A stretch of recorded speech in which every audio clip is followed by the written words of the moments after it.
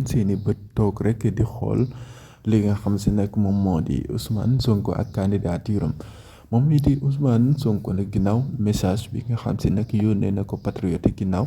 démb ba ñi nga xamante ne si ne nag ñoom ñoo di ñi nga xam si nag moom moo di li nga xam si nag moom moo di parti bi nga coalition bi moo di Sonko président 2024 ñoom déclaration bi nga xam si nag doon nañ ko def daal démb gis nañ ki nga xamante ne nag moom moo di ñii nii di nga xam si nag moom moo di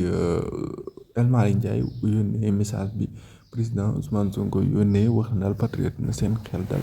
noonu focus te xeex bi rek dafa des